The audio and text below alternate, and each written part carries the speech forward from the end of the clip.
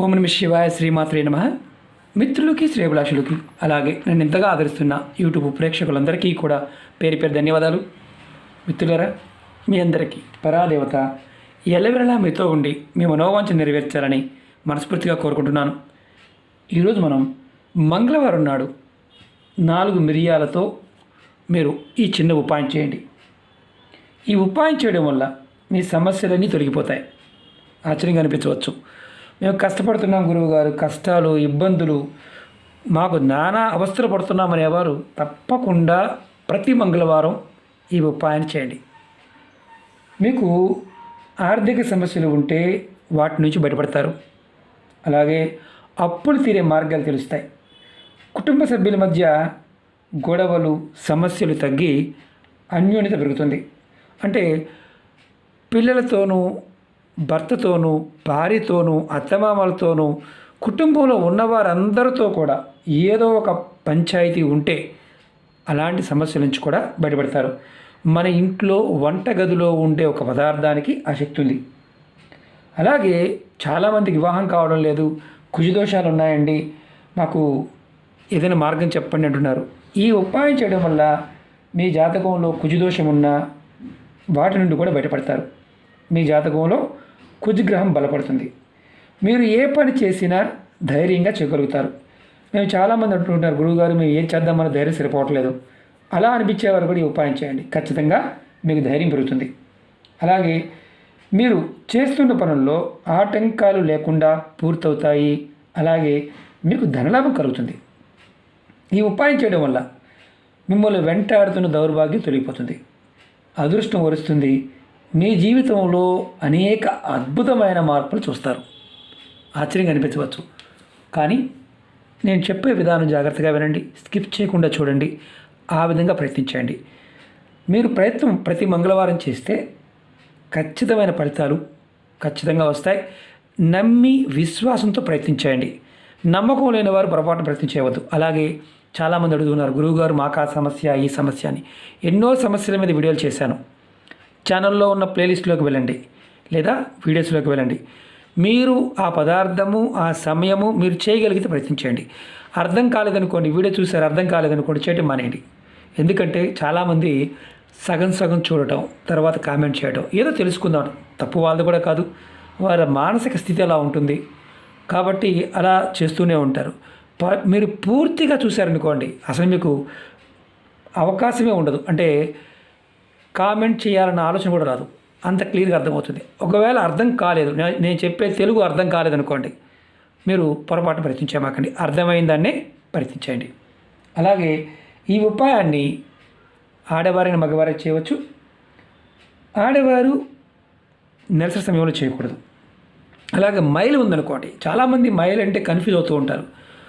ఎవరైనా కుటుంబ సభ్యులు మరణించి ఉండి పెద్ద కర్మ అవ్వకుండా ఉన్నంత వరకు చేయకూడదు, ఆ తర్వాత చేసుకోవచ్చు. ఎవరైనా పిల్లలు పుట్టారు, వారికి మైలు ఉంది, ఆ మైలు అయిపోయిన తర్వాత చేసుకోవచ్చు. ఎవరైనా ఇంట్లో పిల్లలు పెద్దవాళ్ళు అయ్యారు, ఆ మైలు ఉంది, ఆ మైలు పూర్తయిన తర్వాత చేసుకోవచ్చు. అంతేగాని చనిపోయిన వరకు సంవత్సరం వరకు చేయకూడదా అని అడుగుతూ ఉంటారు. చాలా విచిత్రంగా అనిపిస్తుంది. ఎన్నిసార్లు చెప్పినా అడుగుతూనే ఉంటారు. కారణం ఏంటి తెలియకపోవడం వల్ల అనుకుంటున్నాను. చనిపోయిన తర్వాత మీ పెద్ద కర్మ కంప్లీట్ అయిన తర్వాత నిర్భయంగా ఉపాయం చేసుకోవచ్చు. చాలా ఉపాయాలు, కొన్ని ఉపాయాలకైతే అవసరం లేదని కూడా చెప్తూ ఉంటాను. అందుకే ఉపాయాన్ని పూర్తిగా చూడమని చెప్తాను. మీరు ఈ ఉపాయాన్ని మంగళవారం ఉదయం నుండి రాత్రి మీరు పడుకునే లోపు ఎప్పుడైనా చేయవచ్చు. ఈ ఉపాయాన్ని ఎప్పుడు చేసినా స్నానం చేసిన తర్వాత మాత్రమే చేయాలి. దానికి మళ్ళీ చెప్తున్నాను, తలస్నానం చేయాలా లేకపోతే ఇంకోటి అడుగుతూ ఉంటారు. తలస్నానం చేయాలని చెప్పి చేయండి. ఈ ఉపాయానికి అవసరం లేదు, మామూలుగా స్నానం చేసి చేయవచ్చు. అలాగే ఈ ఉపాయానికి కావాల్సిన 4 మిరియాలు, 4 అంటే 4 మిరియాలు, అలాగే కొద్దిగా బెల్లం, ఆవు నెయ్యి, కర్పూరం, అది పచ్చకర్పూరం కావచ్చు, మామూలు కర్పూరం ఏదైనా కావాలి దాన్ని వినియోగించుకోవడానికి.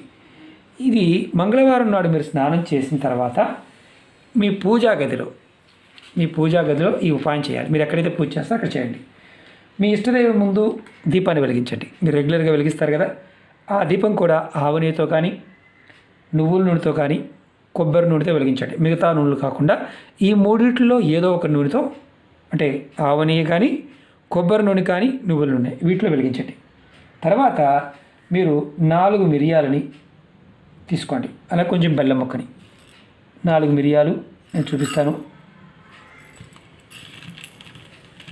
ఇదిగోండి 4 మిరియాలు, కొద్దిగా బెల్లం, కొద్దిగా బెల్లం ముక్క.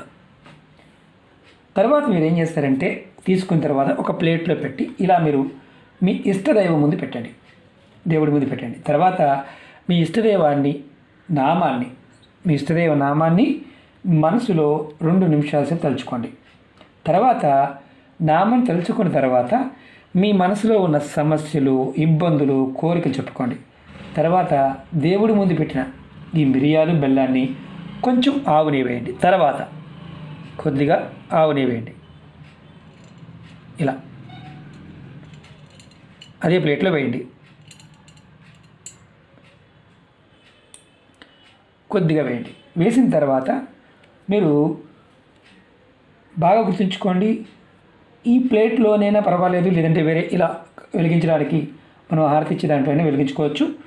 మీరు కర్పూరం వేసిన తర్వాత మరొకసారి మనసులో మీ కోరికలన్నీ ఇంతకుముందు చెప్పుకున్నవన్నీ చెప్పండి. ఇప్పుడు మీరు ఈ పదార్థాన్ని ఏదైనా ప్లేట్లో వేసి లేదంటే దేంట్లోనే వేసి వెలిగించాలి. దాంట్లో కొంచెం కర్పూరం వేయాలి.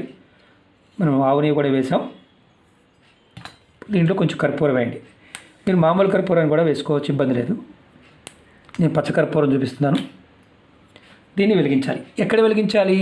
మనం ఎక్కడైతే పూజ చేశామో, ఎక్కడైతే కోరిక చెప్పుకున్నామో పూజా మందిరంలోనే వెలిగించాలి. నేను చూపిస్తున్నాను. ఇలా వెలిగించండి. దీపం మనం వెలిగించాము, అలాగే మన కోరికలు చెప్పుకున్నాం, తర్వాత వెలిగించాం. ఇప్పుడు మనం చేయవలసింది ఏంటంటే, మీరు ఇది వెలుగుతున్నంతసేపు కూడా మీ మనసులో మీ ఇష్టదైవాన్ని, నామాన్ని మనసు తలుచుకోండి. తర్వాత ఇది చల్లారిన తర్వాత, అంటే ఏదైతే మనం ఇప్పుడు వెలిగించాం కదా, ఇందులో మిరియాలు ఉన్నాయి, బెల్లం ఉంది, ఆవు నెయ్యి ఉంది, కర్పూరం ఉంది. కర్పూరం మీరు మామూలు కర్పూరాన్ని కూడా వేయవచ్చు, ఇబ్బంది ఏమీ లేదు, అది గుర్తుంచుకోండి. ఇప్పుడు మీరు చేయవలసింది ఏంటంటే, ఇది వెలుగుతున్నంతసేపు మనసులో ఇష్టదైవాన్ని తలుచుకోవాలి. తర్వాత ఇది వెలిగి చల్లారిపోయిన మసి వస్తుంది కదా, మన లోపల మిరియాలు లోపల కాలుతుంది చూడండి, మిరియాలు, బెల్లము ఇవన్నీ వేడికి కాలిన తర్వాత కొద్దిగా మసి వస్తుంది. ఈ మసిని మీరు మీ మామూలుగా ఎక్కడైనా సరే చెట్టు మొదల్లో వేసేయచ్చు, లేదంటే మీ కిచెన్ షింక్ ఉంటుంది కదా, మామూలుగా మనం సామాన్లు కడుక్కుంటూ ఉంటాం, దానిలో అయినా సరే కడిగేయచ్చు. ఇలా మీరు ప్రతి మంగళవారం చేయండి. ప్రతి మంగళవారం కుటుంబంలో ఎవరో ఒకరు చేయండి. ఇలా చేయటం వల్ల మీ జీవితంలో అద్భుతమైన మార్పులు చూస్తారు. మీ జీవితం మారిపోతుంది.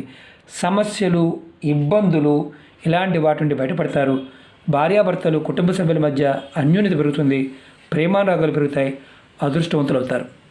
ఇది తేలికైన సిద్ధి ఉపాయం, అంటే ఖచ్చితంగా పనిచేస్తుందని అర్థం. ప్రయత్నపూర్వకంగా చేసి ఫలితాన్ని పొందండి. అలాగే మీకు ఈ వీడియో నచ్చినట్లయితే లైక్ చేయండి, ఛానల్ని సబ్స్క్రైబ్ చేసుకోండి, పక్కనే ఉన్న గంట సింబల్ని యాక్టివేట్ చేసుకోండి, 10 మంది మిత్రులకి షేర్ చేయండి. అలాగే మన కొత్త ఛానల్ లింక్స్ కూడా వీడియోలో మీకు కింద వీడియో డిస్క్రిప్షన్లో ఇవ్వడం జరిగింది. వాటిని కూడా సబ్స్క్రైబ్ చేసి గంట సింబల్ని యాక్టివేట్ చేసుకోండి.